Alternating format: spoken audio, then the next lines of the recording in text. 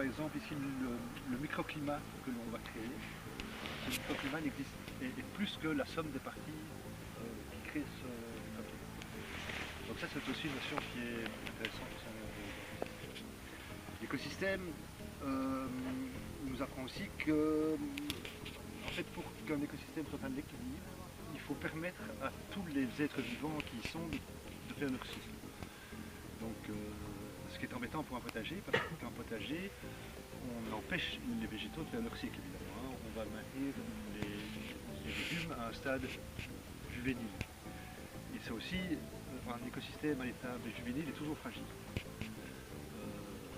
Donc là, il y a une espèce de contradiction, enfin, ou de paradoxe qu'on va essayer de résoudre. Et alors pour ça, ici au sein du potager, ce qu'on a fait, c'est que vous voyez tous les 7 mètres à peu près, on a mis ce qu'on appelle une butte permanente, sur laquelle donc on intervient 1 ou 2 fois par an, et on met une très grande diversité végétale qui fait son cycle. C'est-à-dire qu'on intervient. Donc ici on est intervenu maintenant juste pour tailler, etc. Mais tout monte en fleurs, tout monte en graines. Donc on va permettre aux végétaux de faire leur cycle. Donc on va, dans toute une série d'endroits du potager, on va favoriser que les êtres de l'écosystème puissent faire l'entièreté de leur cycle. C'est-à-dire à la fois la germination,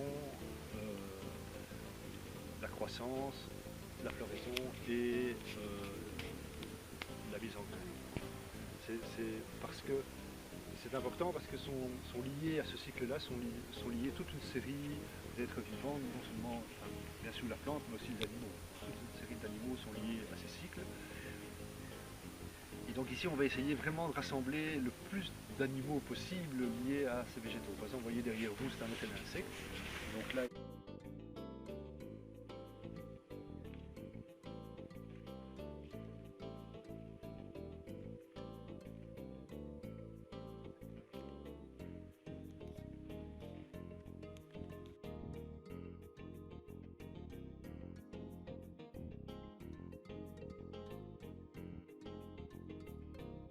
c'est vraiment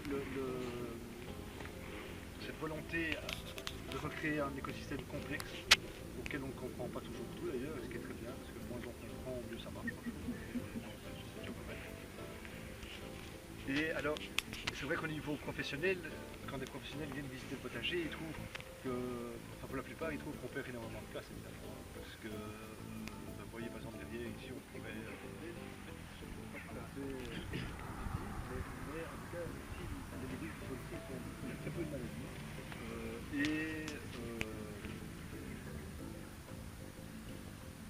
très peu de maladies et comment dire, et plutôt des légumes de qualité, c'est-à-dire que les légumes qui sont ici, les gens le reconnaissent un goût particulier, c'est quand même intéressant aussi. Peut-être que je resitue quand même le projet Graines de Vie. Donc ici on est dans le potager de Graines de Vie. Graines de Vie est une coopérative qui regroupe différents porteurs de projets. Hein. Donc au sein de la coopérative, il y a pour l'instant 5 pôles avec 5 porteurs de projets. Un pôle du potager, donc qu'on visite ici, une boulangerie, un restaurant, un projet d'élevage qui va commencer en 2017 et un projet d'agroforesterie petits fruits qui a des activités complètes. Donc 5 pôles, 5 porteurs de projets, toujours selon l'inspiration de la permaculture, c'est-à-dire que tous ces porteurs de projets et tous ces projets sont en relation les uns avec les autres. La boulangerie travaille avec des céréales qui viennent de la ferme, le resto travaille avec des légumes qui viennent du potager, les déchets du restaurant vont chez les cochons, donc pour l'élevage, etc. Donc, ici, c'est un principe qu'on a remarqué en forêt aussi, c'est un des outils de la permaculture, que les déchets deviennent des ressources. Et en forêt, c'est vraiment flagrant. Donc on va essayer au sein de Graines de Vie qu'il y ait le moins de déperdition d'énergie, en fait, que l'énergie circule le plus longtemps possible à l'intérieur du système.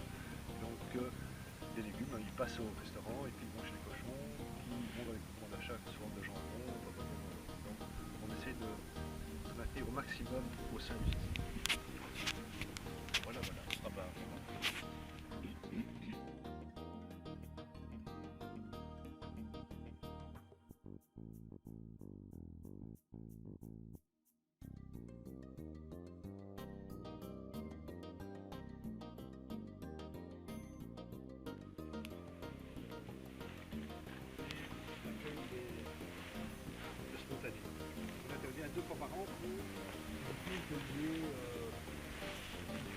là-dessus. Donc ici notre rôle c'est que chacun ait sa place. Donc on intervient quand même. Et entre ces deux buts permanentes, on a 4 planches, ce qu'on appelle des planches, que l'on considère comme permanentes aussi, dans la mesure où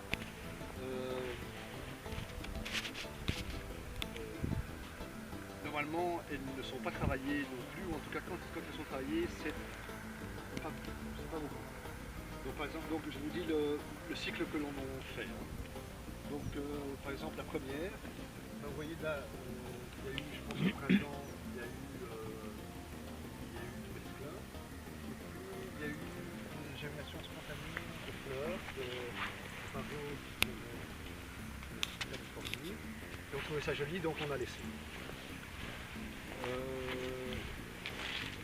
Maintenant, la fin de saison arrive, on va mettre les bâches. Donc on va bâcher. La bâche, nous, on utilise beaucoup les bâches tressées parce que c'est pour nous le meilleur moyen de désherber et de préparer les terres. Donc ici, la bâche, ici, je pense qu'elle a été mise il y a à peu près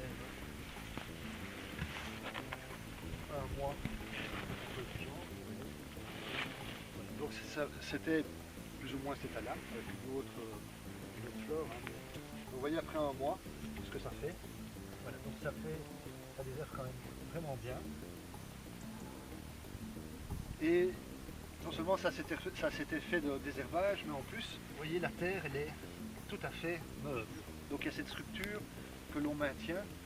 Il n'y a pas de tassement dû à la pluie ou à la sécheresse ou au soleil. Et donc on maintient une très belle structure, qui est cette structure que les époux bourguignons appellent le couscous. Hein. Vous voyez, ça, cette structure un peu grumeleuse, qui fait que, enfin ceci c'est un signe que ce qu'on appelait le complexe argilo-humique est bien présent, et donc c'est des terres vivantes, ceci. Donc ça c'est déjà plutôt bon signe. Et donc ici, on va laisser, maintenant comme on arrive en fin de saison, on va laisser la bâche jusqu'au printemps. Et au printemps, ça sera tout à fait nickel, on donne un coup de râteau et on peut semer. Donc vous voyez, ici il y aura l'intervention de 0 outil. Donc c'est quand même ce qui permet de préserver vraiment tout le profil. Donc quand on bêche ou quand on charrue ou quand on fraise, il y a quand même un chaos que l'on crée. Et le chaos n'est pas toujours quelque chose de négatif, hein, on en reparlera. Mais quand c'est fait trop souvent, effectivement, alors il y a une fatigue qui se fait et une minéralisation qui se fait et donc une perte du mus. Ils reviennent, mais ça t'embête pas. Voilà. Donc, mais ici, nous, ce qu'on a remarqué, c'est qu'il faut laisser les vaches pendant 2 mois minimum.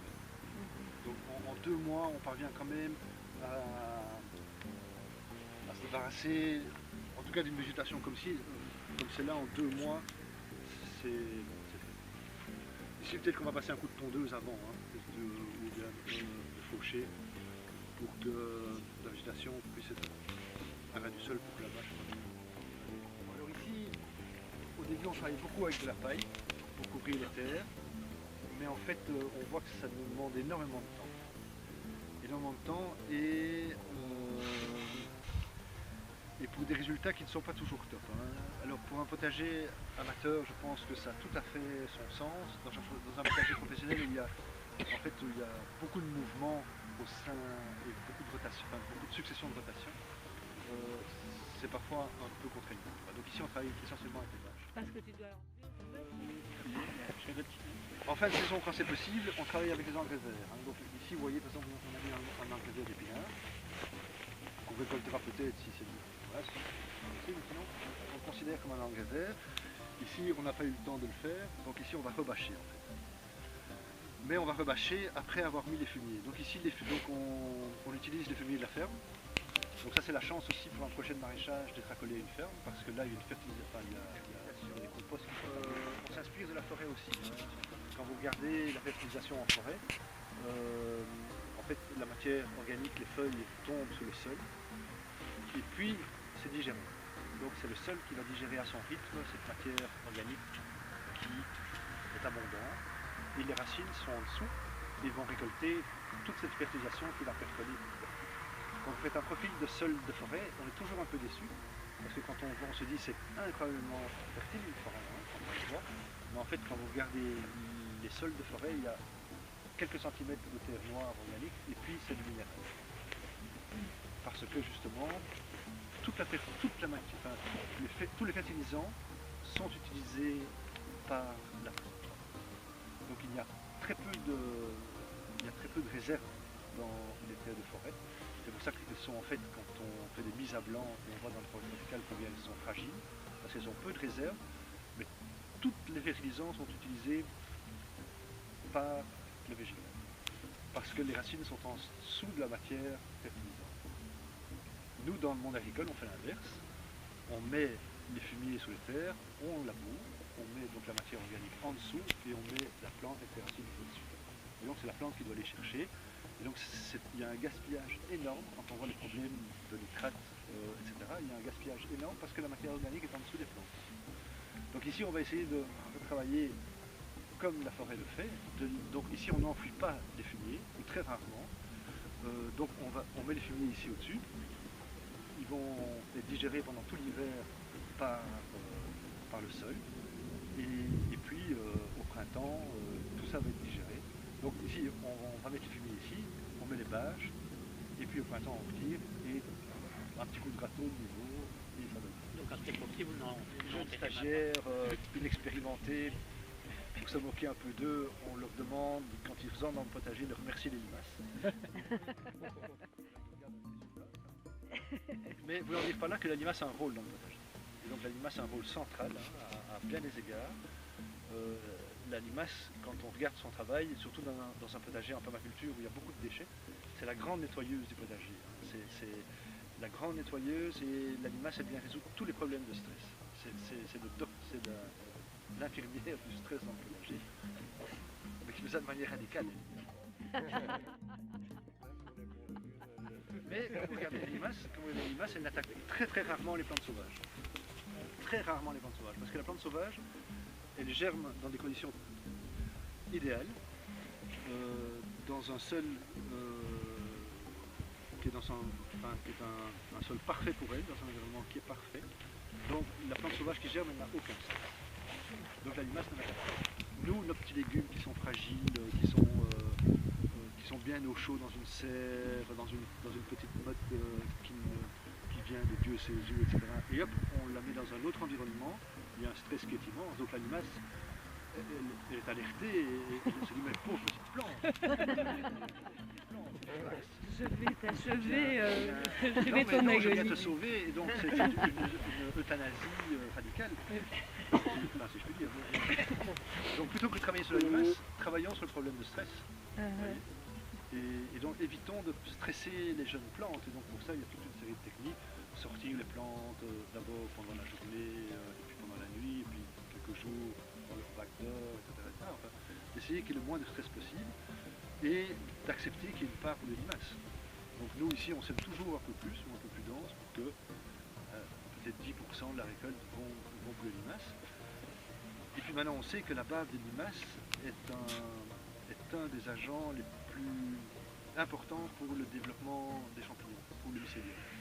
Et on sait que maintenant les champignons, dans les écosystèmes de forêt par exemple, dont on s'inspire ici, que les champignons ont un rôle absolument central, dans la mesure où les champignons, qui sont des êtres vivants qui vivent beaucoup avec la symbiose, donc comme ils ne savent pas faire de photosynthèse, ils prennent les sucres de plantes et par contre ils leur donnent des minéraux. Donc il y a un échange là entre les plantes. Donc les champignons dans le mycélium qui est énorme, hein, donc un champignon qui est là, il fait son mycélium jusqu'à l'autre bout du potager. Donc ici en dessous il y a un réseau de mycélium absolument invraisemblable qui en zone agricole existe aussi, mais du fait du labour, ce mycélium est constamment rompu. Donc ici c'est une raison supplémentaire de ne pas travailler la terre trop profondément non plus pour que ce mycélium puisse se propager. Et la limace, elle aide avec son mucus, elle va aider ce mycélium à se développer. Parce qu'il y a plein d'enzymes dans cette base de limace. Et donc ça va aider ce développement du mycélium. Donc la limace, elle a un rôle hyper important dans le potager. Merci l'animal. Enfin, là j'exagère un tout petit peu. Merci l'animal. Mais c'est la même chose avec le puceron. Le puceron a un rôle d'indicateur. Donc